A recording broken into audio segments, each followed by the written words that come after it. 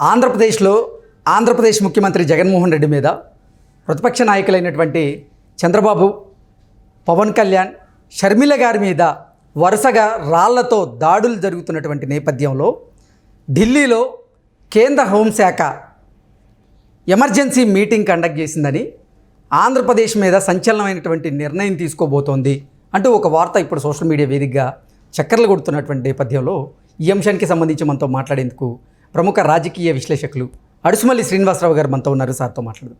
Sir నమస్తే అండి. నమస్కారం అండి. సార్, ఆంధ్రప్రదేశ్లో వరుసగా రాజకీయ నాయకుల మీద రాళ్లతో దాడులు జరుగుతున్నటువంటి నేపథ్యంలో కేంద్ర హోంశాఖ ఒక ఎమర్జెన్సీ మీటింగ్ కండక్ట్ చేసిందని, ఒక సంచలనమైనటువంటి నిర్ణయం తీసుకోబోతోంది అంటూ సోషల్ మీడియా వేదికగా ఒక చర్చ అయితే మొదలైన నేపథ్యంలో దీని మీద మీ విశ్లేషణ ఏంటి అంటే ఏం చెప్తారు సార్? ఇప్పుడు సోషల్ మీడియాలో పుకార్లు ఉన్నా వాళ్ళకి బాధ్యత అండి అది. యాక్చువల్గా ఇందులో వార్త వచ్చినా లేకపోయినా వాళ్ళు నిజంగా సమావేశం అయినా అవ్వకపోయినా చేయాల్సిన పని ఏంటంటే సమీక్ష చేసుకోవాలి.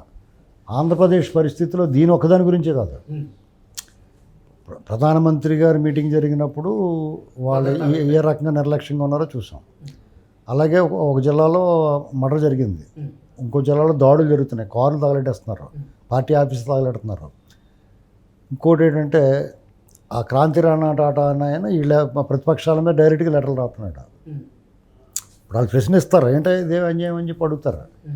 నువ్వు నేరస్తులు సహకరిస్తున్నావు, నువ్వు న్యూట్రల్గా ఉండవు అంటే వీళ్ళ మీద తిరిగి మాట్లాడుతున్నాడు. పోలీసు అధికారులు ఇలా వన్ సైడ్గా మాట్లాడుతున్నప్పుడు ఖచ్చితంగా హోంశాఖ వీళ్ళు పార్షియాలిటీ ఉంది, న్యూట్రల్గా పనిచేయట్లేదు, రూల్ ఆఫ్ లా పాటించట్లేదు అన్నట్టు స్పష్టంగా మనకే తెలిసిపోతున్నప్పుడు వాళ్ళకి తెలీదా?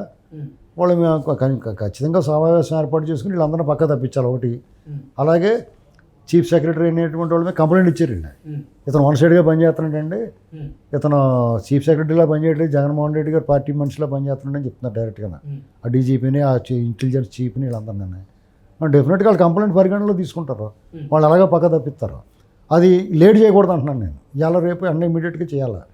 అలాగే ఖచ్చితంగా కేంద్ర బలగాలతో ఎన్నికలు నేరం, లేదంటే గవర్నర్ పరిపాలన పెట్టేసి ఇతను పక్క తప్పించేయాలి.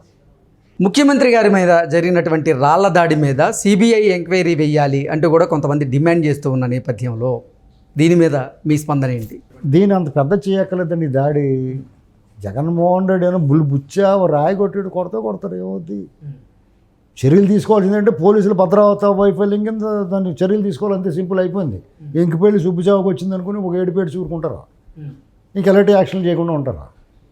కఠినంగా అధికారుల మీద శిక్ష చేశారనుకోండి, అప్పుడు మళ్ళీ సార్ ఇలాంటి డ్రామా ప్లాన్ చేశారనుకోండి, అధికారులు ఏం చెప్తారంటే మీరు డ్రామాలు ఆడుకోండి, ఎలక్షన్కే మేము బలవుతాం, ఎలా పని చూసుకో పా అంటారు. ఆ పని చేయాలా? ఇప్పుడు అది క్రాంతి కమిషనర్, విజయవాడ కమిషనర్ నువ్వు ఇంటికెళ్ళు అని చెప్పాలా? ఇంటెలిజెన్స్ చీఫ్ నీ వైఫల్యం, ముఖ్యమంత్రి మీద దాడి జరుగుతున్న ఆపద్ధర్మం అయ్యి ఉండొచ్చు, నువ్వేం చేస్తున్నావు, నువ్వేం పీకుతున్నావు, వాళ్ళ ఫోన్ ట్యాపింగ్ చేస్తున్నావు అని అడగాల. అంతే కదా, అతని మీద ఆరోపణలు ఉన్నాయి కదా అంటున్నారు కదా వాళ్ళు ప్రతిపక్షాల వాళ్ళు. ఇప్పటికే కేంద్ర ఎన్నికల సంఘం అసలు వరుసగా ఆంధ్రప్రదేశ్లో రాజకీయ నాయకుల మీద దాడులు జరుగుతూ ఉంటే పోలీసు వ్యవస్థ ఏం చేస్తున్నట్లు అంటూ డీజీపీ గారి మీద ఆగ్రహం వ్యక్తం చేసినట్లుగా, వారి మీద అలాగే ఇంటెలిజెన్స్ చీఫ్ గారి మీద కూడా వేటు వేయబోతున్నారు అంటూ ఒక వార్త అయితే సోషల్ మీడియా వేదిక చెక్కలు. వాళ్ళ ఆగ్రహం వ్యక్తం చేయాలో తెలియదు కానీ వేటు అయితే వేస్తారు, గ్యారంటీగా వేస్తారు. ఎందుకంటే ఈ సెట్ మొత్తం మార్చేస్తారు. ఇప్పుడు పేక ఆడిన తర్వాత పేకాటలో పేక నలిగిపోయిందని ఇంకో కొత్త పేక తెస్తారు కదా, అంతే. వీళ్ళు పేకాట ఆడుకుంటున్నారు, వాళ్ళు ఈ రాష్ట్రంలో పేక ఆడుకుంటున్నారు వాళ్ళు, అది పరిస్థితి. కాబట్టి ఖచ్చితంగా మారుస్తారు. మారుస్తేనే వాళ్ళు మార్చడంతో పాటు కేంద్ర బలగాలు నింపాలి.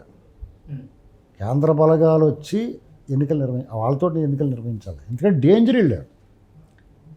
ఇప్పుడు వీళ్ళు కలుషితం చేస్తారు. అధికారుల్లో ఎవడో న్యూట్రల్గా పనిచేస్తాడో, ఎవడో ఆళ్ళు బూట్లు లాగుతాడో అర్థం అవ్వకుండా ఉంది. ఎవరిని నమ్మే పరిస్థితి లేదు. వాళ్ళు కొంతమంది 9 మంది అధికారులు మార్చారు, ఐఏఎస్ ఐపీఎస్లని. అందులో మళ్ళీ కొత్త లిస్ట్ ఏమంటే వాళ్ళ బ్యాచ్ దండిపాళ్ళు బ్యాచ్ని పంపాడు అతను. అసలు చాలా ఇలాగ అనాల్సి వస్తే బాధ అవుతుంది అధికారులని. కానీ వాళ్ళ ప్రవర్తన ఎలాగుందో వాళ్ళ గుండెల మీద చేసుకుని ఆలోచించుకోవాలి. ఇప్పుడు ఒకవేళ కనుక సార్ డీజీపీ గారి మీద అలాగే ఇంటెలిజెన్స్ చీఫ్ మీద వేటు పడితే వారి స్థానంలో ఎవరు వచ్చే అవకాశం ఉంది? మళ్ళీ జగన్మోహన్ రెడ్డి గారికి సపోర్ట్ చేసే అధికారులే, ఐపీఎస్లే వచ్చే అవకాశం ఉందా అంటే ఏం చెప్తారు ఇప్పుడున్న పరిస్థితుల్లో? రాదండి. ఎందుకంటే వీళ్ళు అల్లరి చేస్తారు. ఊరుకుంటారేటి ఉమ్. అసలు ఆ మార్చి పరిస్థితి జగన్మోహన్ రెడ్డి జగన్మోహన్ రెడ్డి ఇతని పని అయిపోయిన తర్వాత ఎవడం కాని మాట అంటారండి. అంటే ఇప్పటికే పురంధరేశ్వరి గారు 21 మంది సివిల్ సర్వెంట్ల మీద కేంద్ర ఎన్నికల సంఘానికి ఒక లెటర్ రాసి చర్యలు తీసుకోవాలని డిమాండ్ చేసిన నేపథ్యంలో ఆవిడే డిమాండ్ మేరకు వీళ్ళని మార్చే అవకాశం ఉందా, లేదంటే అసలు నిజంగా ఆంధ్రప్రదేశ్లో ప్రభుత్వ వైఫల్యం స్పష్టంగా కనపడుతుంది కాబట్టి వీళ్ళ మీద వేటే వేసే అవకాశం? ఇప్పుడు యాక్చువల్గా సుమోటోగా స్వీకరించి ఇలాంటి అన్నిటిని వాళ్ళు సుమోటోగా స్వీకరించాలి ఎలక్షన్ కమిషన్, అటానమస్ బాడీ కాబట్టి. ఫిర్యాదులు వస్తే కూడా పరిగణనలో తీసుకుంటారు. ఉమ్. ఒక్కోసారి వాళ్ళకి అన్నీ చూడలేకపోవచ్చు, అన్నీ తెలియకపోవచ్చు. ఫిర్యాదు వచ్చినట్టు పరిశీలిస్తారు, అందులో వాస్తవం ఉందనుకుంటే వికెట్ తీసేస్తారు అంతే. అందులో అధికార పార్టీ, కేంద్రంలో అధికారంలో ఉన్న పార్టీ అధ్యక్షురాలు ఆవిడ, రాష్ట్ర శాఖ అధ్యక్షురాలు, ఖచ్చితంగా ఆవిడ లేఖకే విలువ ఉంటుంది. ఓకే సార్, కేంద్ర హోంశాఖ తీసుకోబోయే సంచలన నిర్ణయం వీరి మీద అంటే వేటు వేయడమేనా అంటే ఏం చెప్తారు? ఏ గవర్నర్ పరిపాలన పెడతారేమో అనుకుంటున్నాను. అసలు జగన్మోహన్ రెడ్డి ఇలాంటివి చేయకుండా ఉంటే మంచిది. ఉమ్. ఇప్పుడు ఆయనకి ఈ రాళ్ళదాడి ఇలాంటివి చేయించుకుంటున్నాడు, ఏదో టాపిక్ డైవర్ట్ చేద్దాం, వాళ్ళ చెల్లెళ్ళు రాసి రంపన పెట్టేస్తున్నారు, ఇతను ఇదిలో గీడ్చేస్తున్నారు. ఈ అన్నిటిని తప్పించుకోవడానికి ఏదో డ్రామా ఆడదాం అనుకున్నాడు, అది రివర్స్ అవుతుంది. ఆయన ఇప్పుడు ఓ మాట చెప్తున్నాడు, అతను టైం బాగోలేదు, ఇంటికి వెళ్ళిపోయి టైం వచ్చింది. ఇప్పుడు అతను ఏం చేస్తా కూడా మైనస్ తిరిగి రివర్స్ అవుద్ది. కర్ర పట్టుకుంటే పాము అయిపోద్ది. కాలం అలాంటిది. ఓకే. కాబట్టి అతను ఇలాంటివి ఏమీ చేయకుండా దండం పెట్టుకుంటూ వెళ్తే ఒక రకం.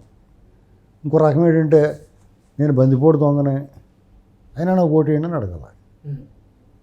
అప్పుడు నీ అమ్మ దొంగోడనే నిజాయితీగా ఉన్నాడు బాబు అనుకుంటారు. రెండిట్లో ఏది ఎంచుకుంటాడు సార్ మీరు? తప్పేముంది, అప్పుడు లైక్ మైండెడ్ ఉంటారు కొంతమంది. ఇప్పుడు దొంగల్ని, స్మగ్లర్లని హీరోలుగా ఆరాధించి కూడా లేరా, ఫ్యాక్షనిస్టులని, స్మగ్లర్లని చూస్తున్నాం కదా, కొన్ని సినిమాలు గట్రా వస్తున్నాయి కదా. వీరప్పన్ గారు, ఇప్పుడు వీరప్పన్ని గంధపు చెక్కలు దొంగ కదా, ఏనుగు దంతాలో గంధపు చెక్కలు దొబ్బేసి కూడా అతను కూడా గొప్పగా చూసి కూడా ఉంటారు కదా.